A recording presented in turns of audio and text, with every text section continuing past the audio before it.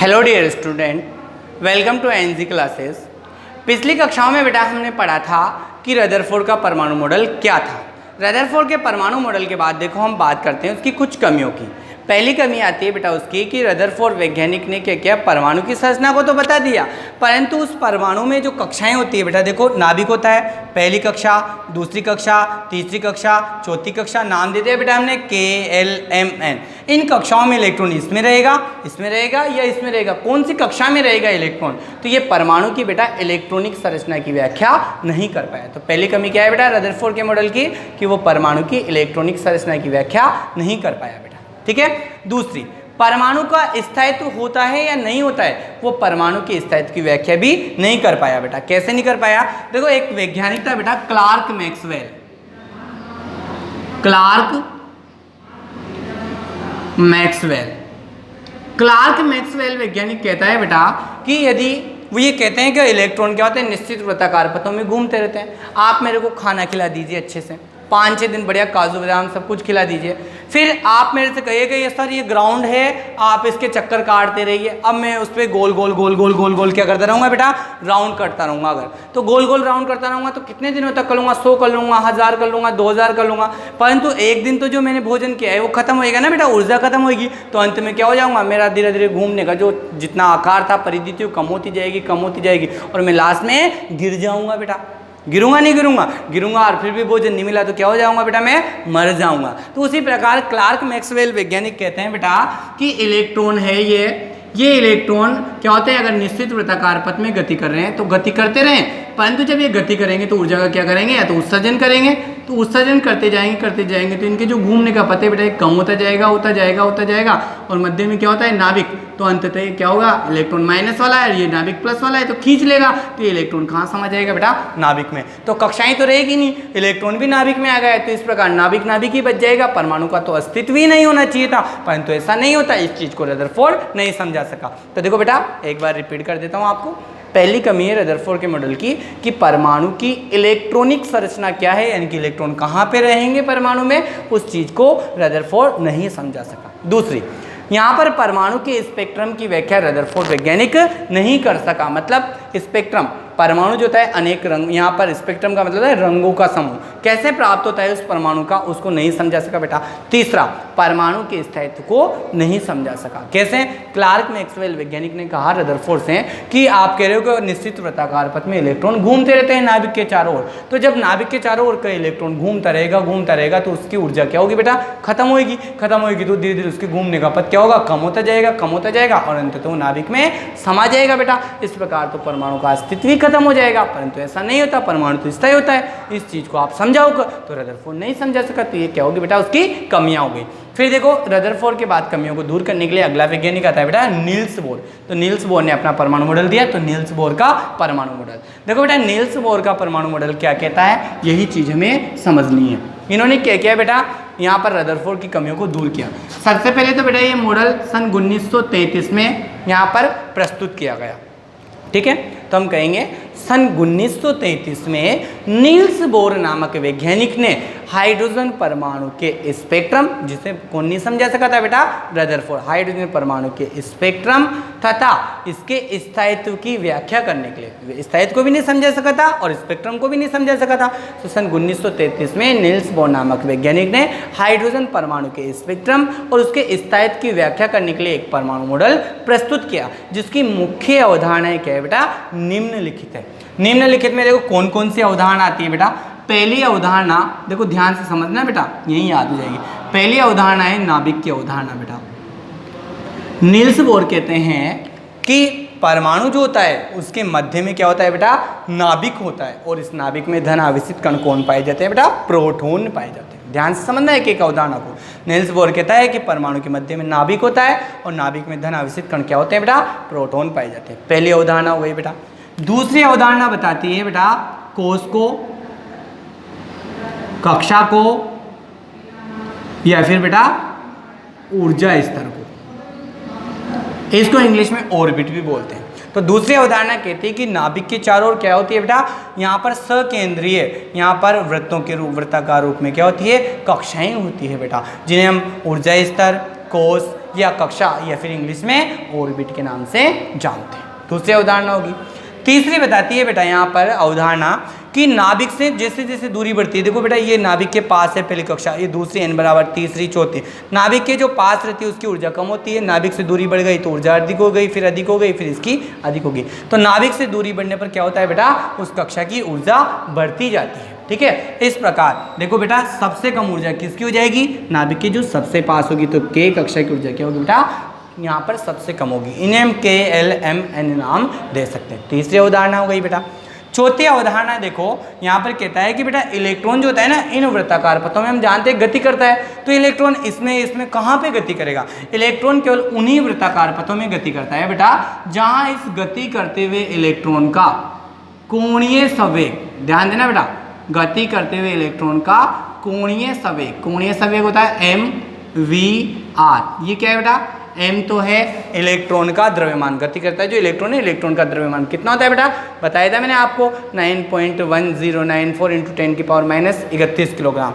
तो गति करते हुए इलेक्ट्रॉन का द्रव्यमान, और किस वेग से गति कर रहा है, v क्या है बेटा, वेग है, और r क्या है, जिस पथ पे गति कर रहा है उसकी त्रिज्या है। ये कौन सी त्रिज्या, वो त्रिज्या है बेटा। तो गति करते हुए इलेक्ट्रॉन का कोणीय संवेग यदि हमारे पास बेटा क्या हो, NH/2π के बराबर हो तो इलेक्ट्रॉन उनमें गति करता है, अन्यथा गति नहीं करता है।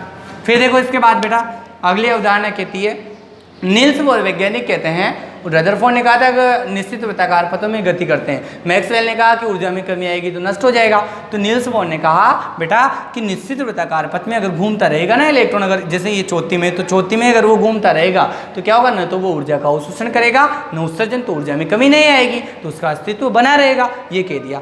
परंतु फिर ऊर्जा का अवशोषण और उत्सर्जन कब करेगा बेटा, तो देखो मैंने यहाँ बनाई, ये तो नाभिक बना दिया, और ये पहली कक्षा बना दी, ये दूसरी कक्षा बना दी। पहली कक्षा को बेटा मैंने निम्न ऊर्जा स्तर दे दिया, क्योंकि नाभिक के पास है तो यहाँ पर ऊर्जा कम होगी, नाभिक से दूरी बढ़ जाएगी तो ऊर्जा और ज़्यादा हो जाएगी, तो उच्च ऊर्जा स्तर और निम्न ऊर्जा स्तर। निम्न ऊर्जा स्तर में क्या है बेटा, यहाँ इलेक्ट्रॉन। निम्न ऊर्जा स्तर की जो ऊर्जा है उसको क्या मान लिया बेटा हमने, ई आई, आई का मतलब इन, अंदर वाली, और ई का मतलब एनर्जी ऊर्जा, अंदर वाली कक्षा की ऊर्जा। ई एफ, एफ का मतलब फॉरवर्ड यानी कि आगे वाली, उच्च वाली, और ई का मतलब ऊर्जा, उच्च कक्षा की ऊर्जा और निम्न कक्षा की ऊर्जा। यदि बेटा इलेक्ट्रॉन क्या होता है, निम्न ऊर्जा स्तर से उच्च ऊर्जा स्तर में जाने से, मेरे को यहाँ छत पे जाना है तो मेरे को ऊर्जा चाहिए बेटा, उसके लिए ऊर्जा खर्च करनी पड़ेगी, ऊपर से नीचे आना है तो कूद जाऊँगा, कोई ऊर्जा खर्च ही नहीं होगी बेटा। तो क्या होगा, यदि इलेक्ट्रॉन निम्न ऊर्जा स्तर से उच्च ऊर्जा स्तर में जाता है बेटा तो ऊर्जा को क्या करता है, एब्जॉर्व करता है, अवशोषित करता है। और यदि उच्च ऊर्जा स्तर से इलेक्ट्रॉन कहाँ जाए बेटा, निम्न में, तो जो उसके पास ज़्यादा ऊर्जा होती है तो वो क्या होता है, उसको उत्सर्जित कर देता है। इस प्रकार यहाँ पर क्या होता है, परमाणु यहाँ पर ऊर्जा का अवशोषण और उत्सर्जन करता है। अब देखो बेटा यहाँ पर क्या हो जाएगा, एक सूत्र बनाता हूँ मैं, डेल ई। डेल ई क्या है बेटा, यहाँ पर निम्न से उच्च में जाएगा तो कितनी अवशोषित करेगा, उच्च से निम्न में आएगा तो कितनी उत्सर्जित करेगा, तो अवशोषित या उत्सर्जित ऊर्जा हो जाएगी बेटा। तो कैसे निकालोगे इसको, अवशोषित कितनी अवशोषित की या कितनी उत्सर्जित की, तो हम क्या कर देंगे बेटा, उच्च ऊर्जा स्तर में से निम्न की घटा देंगे, तो दोनों का क्या आ जाएगा, अंतर, अवशोषित या उत्सर्जित। तो ई एफ उच्च ऊर्जा स्तर की ऊर्जा में से क्या कर दे बेटा, हम निम्न ऊर्जा स्तर की ऊर्जा ई आई को घटा दें तो हमारे पास अवशोषित या उत्सर्जित ऊर्जा आ जाएगी बेटा। ठीक है, अब देखो बेटा एक चीज होती है, प्लांक वैज्ञानिक कहता है कि किसी भी जो कण की ऊर्जा होती है ना, E बराबर वो होता है एच न्यू। एच तो है बेटा यहाँ प्लांक स्थिरांक होता है जो प्लांक वैज्ञानिक ने खोजा था, और न्यू क्या होती है, उसकी आवर्ती होती है। तो बेटा कण की ऊर्जा एच न्यू प्लांक स्थिरांक और आवर्ती का जो दोनों का गुणनफल होता है वो क्या होती है बेटा, कण की ऊर्जा होती है। अब इस समीकरण में अपन अप्लाई करेंगे बेटा यहाँ पर, तो इसको तो आप यहाँ पर देखो क्या कर दो, सोल्व कर देते हैं हम। तो देखो बेटा डेल ई बराबर क्या हो जाएगा यहाँ पर, एच न्यू। अपन को न्यू निकालना है अगर बेटा, तो न्यू बराबर क्या रह जाएगा हमारे पास, न्यू बराबर इधर क्या है बेटा, डेल ई, एच को आप इधर लाओगे तो बराबर में, इधर लाओगे तो कहाँ जाएगा बेटा, बटे में, तो डेल ई अपॉन एच हमारे पास प्राप्त हो जाएगा बेटा। अगली समय में हमें क्या प्राप्त हो जाएगा बेटा, देखो न्यू बराबर डेल ई अपॉन एच, मान रख दो बेटा बराबर, डेल ई अपॉन एच की वैल्यू क्या है बेटा, यहाँ डेल ई का मान क्या रख दो, आप यहाँ से रख दो, क्या है, ई एफ माइनस ई आई, ठीक है, और नीचे क्या आ जाएगा बेटा, एच आ जाएगा यहाँ पर। एच कहाँ से, ये वाला, ये जो समीकरण है इसको ए नाम दे दो बेटा। मैं इक्वेशन जो ए है, समीकरण ए को बोर वैज्ञानिक जो होता है ना बेटा, उसका आवर्ती नियम कहते हैं, बोर का आवर्ती नियम कहते हैं। अब बेटा देखो एक बार वापस मैं रिपीट कर देता हूँ आपको, देखो सबसे पहले रदरफोर्ड ने 3 चीज़ें नहीं समझाई परमाणु में, उसके स्पेक्ट्रम की व्याख्या नहीं कर सका, परमाणु के इलेक्ट्रॉन कहाँ रहेंगे उस इलेक्ट्रॉनिक संरचना को नहीं समझा सका, परमाणु के स्थायित्व को नहीं समझा सका मैक्सवेल के अनुसार। अब देखो उनको समझाने के लिए नील्स बोर आता है। नील्स बोर ने सन 1933 में क्या किया बेटा, हाइड्रोजन परमाणु के स्पेक्ट्रम और उसके स्थायित्व की व्याख्या करने के लिए, जिसे रदरफोर्ड नहीं समझा पाया था, एक परमाणु मॉडल प्रस्तुत किया, जिसकी मुख्य अवधारणा निम्नलिखित है। अब हमें अवधारणा याद रखनी 6-7 बेटा, यूँ याद हो जाएगी। देखो पहले अवधारणा नाभिक की है, देखो शॉर्ट में पॉइंट याद रखो बेटा, नाभिक की है कि परमाणु जो होता है बेटा उसके मध्य में क्या होता है, नाभिक होता है, और इसमें क्या होता है, धन आवेशित कण प्रोटॉन पाई जाती है। हो गया बेटा। दूसरा देखो, नाभिक के चारों ओर निश्चित वृत्ताकार पथों के रूप में क्या होती है, यहाँ पर कक्षाएं होती है। इन कक्षा को बेटा हम क्या बोलते हैं, ऊर्जा स्तर, कोष, कक्षा या ऑर्बिट के नाम से जानते हैं। दूसरे उदाहरण होगी बेटा। तीसरे उदाहरण देखो, नाभिक से दूरी बढ़ने पर, देखो नाभिक की ये बेटा K वाली सबसे पास है तो इसकी ऊर्जा सबसे कम होगी, L वाली और दूर है तो इसकी ऊर्जा नाभिक से दूर हो जाएगी, यहाँ पर ज़्यादा हो जाएगी। M वाली और दूर है बेटा यहाँ से तो इसकी ऊर्जा और अधिक, इसकी ऊर्जा और अधिक। तो नाभिक से दूरी बढ़ती जाती है ना बेटा, जैसे जैसे K, L, M, N, तो नाभिक से जैसे दूरी या त्रिज्या बढ़ती जाती है बेटा, वैसे वैसे उस कक्षा की क्या होती है, ऊर्जा बढ़ती जाती है। अतः हम कह सकते हैं बेटा यहाँ पर K कक्षा की ऊर्जा नाभिक के सबसे नजदीक होने के कारण K कक्षा की ऊर्जा क्या होगी, सबसे कम होगी, और N कक्षा जो है या चौथी कक्षा बोल सकते हो आप इसको, N1, N2, तीसरी, चौथी, तो N कक्षा की ऊर्जा नाभिक से सबसे अधिक दूर होने के कारण अधिक होगी। 3 उदाहरण हो गई बेटा, यहाँ पे कंप्लीट हो गई, आपकी कोई परेशानी नहीं है।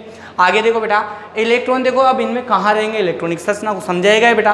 तो इलेक्ट्रॉन ये है इलेक्ट्रॉन किस में घूमेगा बेटा, कौन सी कक्षा में घूमेगा, तो इलेक्ट्रॉन केवल उन्हीं वृत्ताकार पक्षों में गति करता है।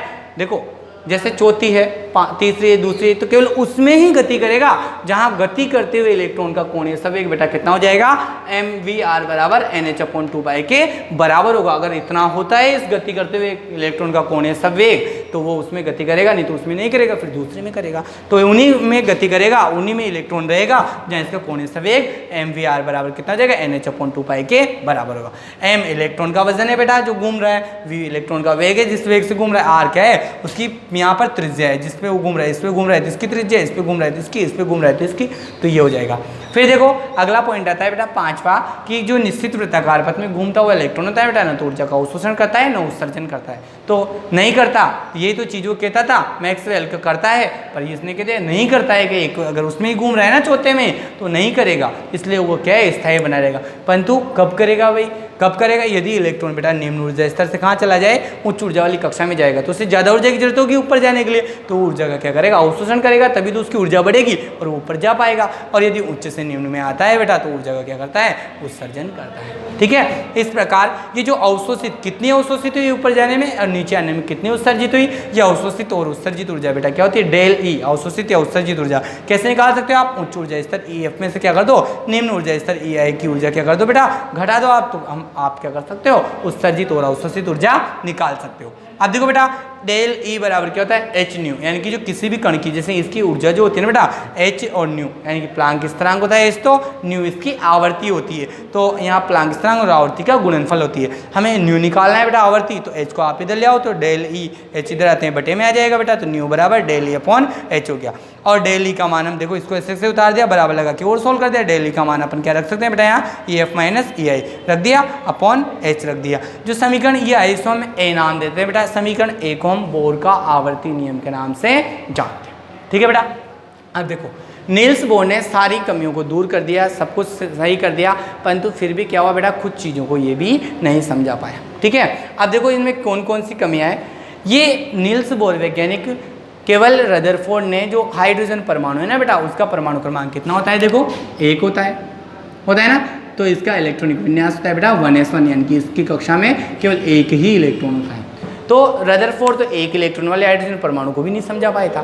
नील्स बोर ने क्या किया बेटा, केवल ये एक इलेक्ट्रॉन वाले जो हाइड्रोजन परमाणु है ना, उन्हीं की व्याख्या करता है, और वो परमाणु जिनमें बेटा एक से अधिक इलेक्ट्रॉन पाए जाते हैं उनकी व्याख्या ये नहीं करता है सिद्धांत। ठीक है, तो एक इलेक्ट्रॉन वाले ही को समझा पाया ये, बाकी एक से अधिक इलेक्ट्रॉन वाले अगर कोई परमाणु है तो उसकी संरचना कैसी होगी उनके बारे में यह सिद्धांत व्याख्या नहीं करता है बेटा। ठीक है, पहली कमी हो गई। दूसरी कमी क्या है बेटा, देखो कोई इनका अवशोषित या उत्सर्जित ऊर्जा जो होती है ना, इससे जो प्राप्त स्पेक्ट्रम होता है बेटा, ये एक स्पेक्ट्रम रेखा है माना कि, देखो बेटा स्पेक्ट्रमी रेखा, ये स्पेक्ट्रम प्राप्त हुआ, इसका रंगों का समूह प्राप्त हुआ किसी भी परमाणु का हमें।